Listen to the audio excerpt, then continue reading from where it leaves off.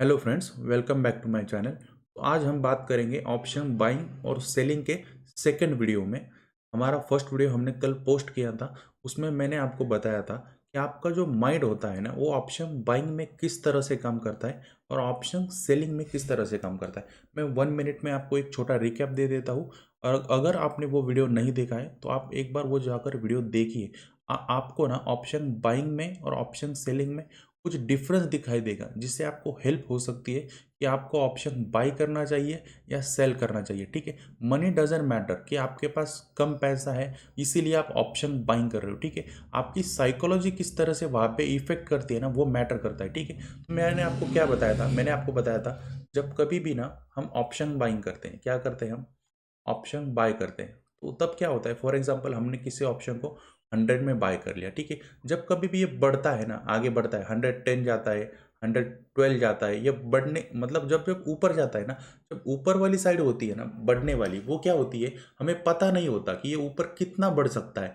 तब हम क्या करते हैं, हमको डर लगा रहता है, हमको डर लगता है कि ऊपर कितना जाएगा, यही से घूम जाएगा। हमको लगता है 110 से ना घूम जाए, 115 से ना घूम जाए, तो हम क्या करते हैं, हम लोग प्रॉफिट में जल्दी एग्जिट हो जाते हैं। ऑप्शन बाइंग में क्या होता है, जो ऊपर जाने मतलब बढ़ने वाली चीज़ हमें पता नहीं होती है, तब हमें क्या लगता है, डर लगता है।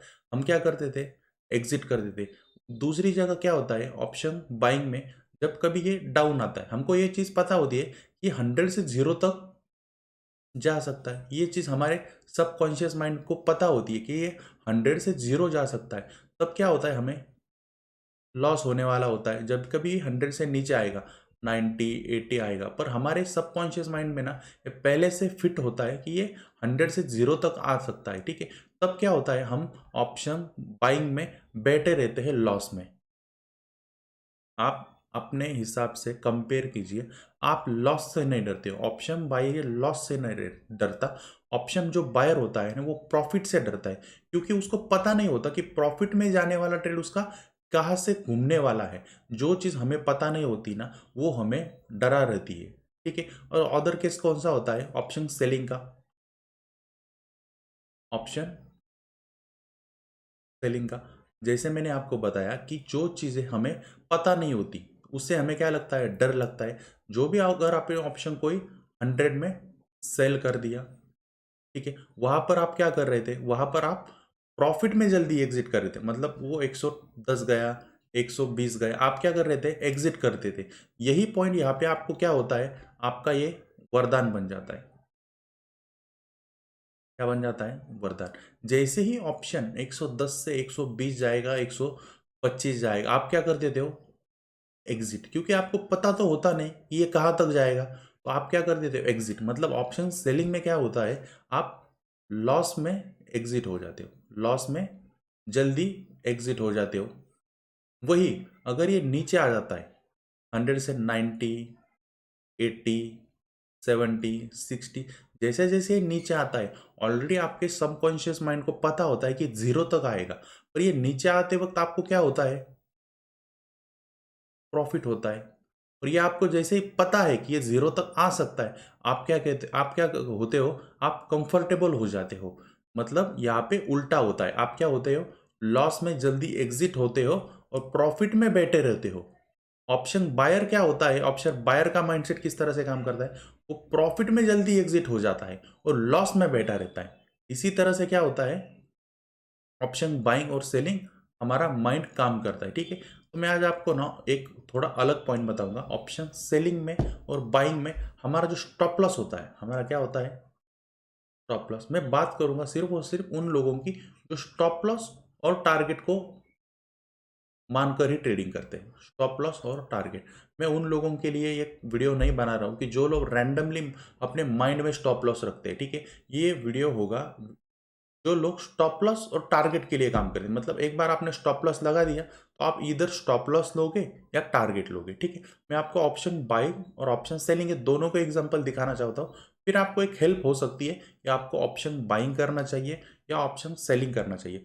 फर्स्ट ऑफ ऑल, अगर आप बिगिनर हो, आप ट्रेडिंग में नए हो, तो आपको ऑप्शन स्टार्ट नहीं करना चाहिए, आपको इक्विटी से स्टार्ट करना चाहिए। धीरे धीरे धीरे जैसे आपका कैपिटल बढ़ने लगेगा, फिर जाकर आप ऑप्शन में प्रैक्टिस स्टार्ट कर दो। इनिशियली आप कभी भी ऑप्शन ट्रेडिंग नहीं कर सकते, ठीक है। तो यहाँ पे हम लोग स्टार्ट कर दे। आज का ही मैं आपको एग्जांपल बताऊंगा किस तरह से आपका स्टॉप लॉस है ना वो आपको,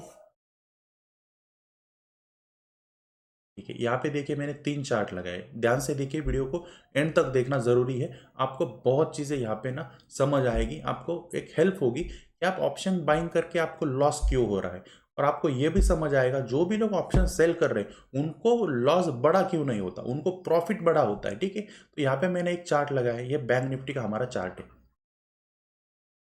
ये बैंक निफ्टी का चार्ट है, ठीक है। ये हमारा 5 मिनट का चार्ट है बैंक निफ्टी का स्पॉट का। और हम लोग क्या करेंगे, यहाँ पे एक एंट्री बनाएंगे और इसी साथ में हम लोग क्या करेंगे, एक एटीएम का कॉल बाय करेंगे और एटीएम का कॉल सेल भी करेंगे। फॉर एग्जांपल ये ए पर्सन है, ठीक है, ये क्या है, बी पर्सन है, ठीक है। इसने क्या किया, यहाँ पे देखते हैं हम लोग एंट्री कहाँ पे बनाएंगे वो मैं आपको बताता हूँ। हम लोग एंट्री बनाएंगे यहाँ पे, अगर 1 मिनट का चार्ट दिखा है देखते हैं तो यहाँ पे शॉर्टिंग की अपॉर्चुनिटी बननी थी, ठीक है। जिन लोगों ने आज का चार्ट देखा होगा ना उनको पता है कि यहाँ पे एक मॉर्निंग में एक शॉर्ट की अपॉर्चुनिटी थी कि मार्केट डाउन जा सकता था यहाँ पे,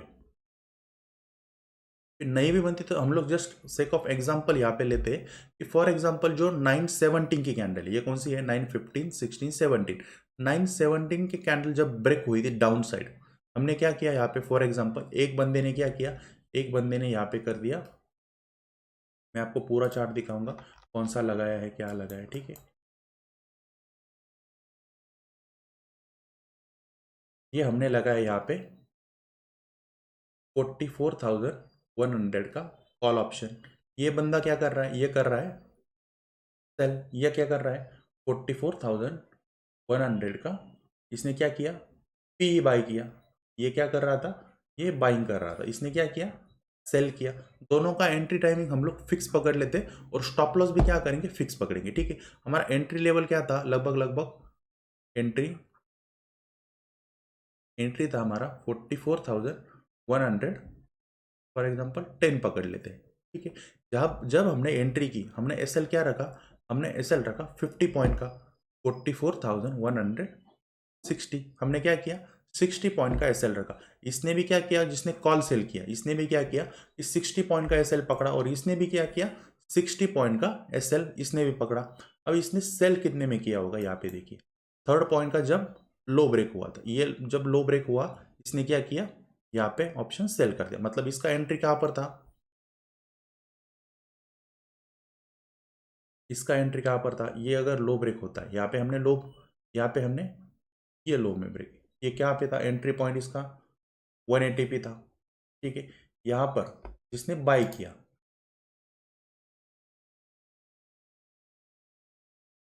थर्ड कैंडल का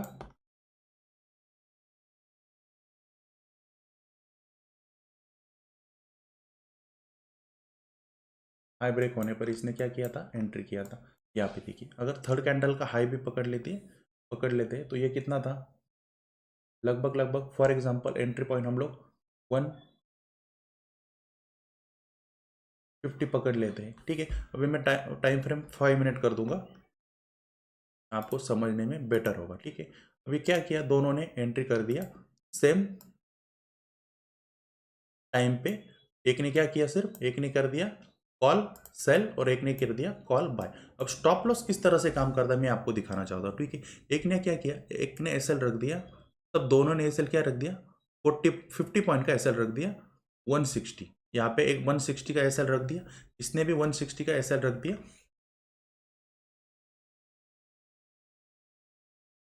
तो अच्छा,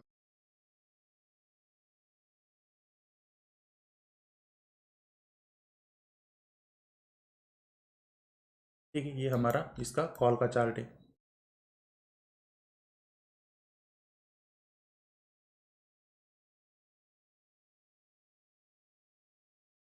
ये है पुट का चार्ट, ठीक है। अभी एसएल किस तरह से काम करता है, ठीक है। मार्केट ने क्या किया, मार्केट ने क्या किया, मार्केट ने किया टाइम पास, मार्केट 12 बजे तक क्या किया,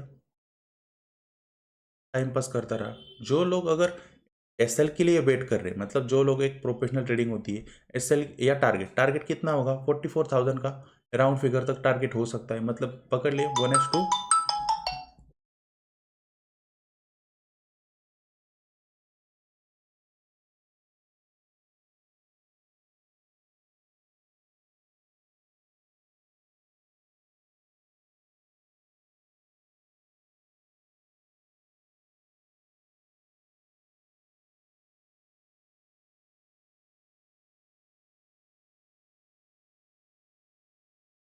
ठीक है, मार्केट ने क्या किया, मार्केट ने किया 12 बजे तक टाइम पास कर दिया। ठीक है, उसी समय क्या होता है, जो ऑप्शन कॉल सेल किया होता है ना, उसका ऑप्शन क्या होता है, धीरे धीरे डिके होता है। देखिए यहाँ पे ऑप्शन ये था, यहाँ पे ऑप्शन क्या हुआ, धीरे धीरे धीरे धीरे कम होते रहा। मतलब इसको क्या है, टाइम डिके का बेनिफिट होता है। इसी जगह देखिए कॉल भी, पुट भी क्या हुआ, पुट भी धीरे धीरे धीरे धीरे कम होता रहा। इसको क्या होता है, इसको लॉस हुआ होता है, इसको टाइम डिके के क्या होता है, प्रॉफिट होता है। अब हम लोग एग्जिट पॉइंट देख ले कहाँ पर था, यहाँ पे कि हम समझ लेते कि ये जो 5 मिनट की कैंडल बनी थी, ये कैंडल का मतलब इस कैंडल ने हमारा क्या कर दिया, एसएल कर दिया। हम लोग ये समझ लेते फॉर एग्जांपल कि इसी कैंडल पर क्या किया, दोनों ने एग्जिट कर दिया। इस कैंडल का टाइमिंग क्या है, 12 बजे की एग्जैक्ट कैंडल को हमने फॉर एग्जांपल एग्जिट कर दिया। हमने क्या किया, 12 बजे एग्जिट कर दिया। ठीक है, अब 12 बजे हम जब हमने एग्जिट किया, 160 हमने जो एसएल लगाया था वो एग्जिट कर दिया। अभी 12 बजे देखिए, अगर आप ये देखिए, ये क्या है, ये 12 बजे की कैंडल है। ये क्या है हमारी, ये हमारी 12 बजे की कैंडल है। इसका हाई कितना था, इसका हाई फिर भी कितना था, 170 के आसपास, 172 173 हो सकता है। हम लोग क्या पकड़ लेते हैं, एग्जिट 170। इसको क्या हुआ फिर भी, मतलब जब इसका एसएल भी हुआ, इसको लॉस हुआ, इसको लॉस नहीं हुआ। इसने 180 में सेल कर दिया था और ये प्राइस कितना आया था फिर भी 170, फिर भी इसको क्या हुआ, 10 पॉइंट का प्रॉफिट हुआ था, जिसने ऑप्शन सेल कर दिया था। और इसी जगह पे अगर आप देखो, यहाँ पे देखिए, हम लोग क्या देखते हैं, ये 12 बजे की कैंडल। ठीक है, 12 बजे की कैंडल का हम लोग क्या देखते हैं, लो देखते हैं। लो कितना आया था, लगभग लगभग 120। एग्जिट कितना था, 120। मतलब यहाँ पे लॉस कितना हुआ, 30 पॉइंट का।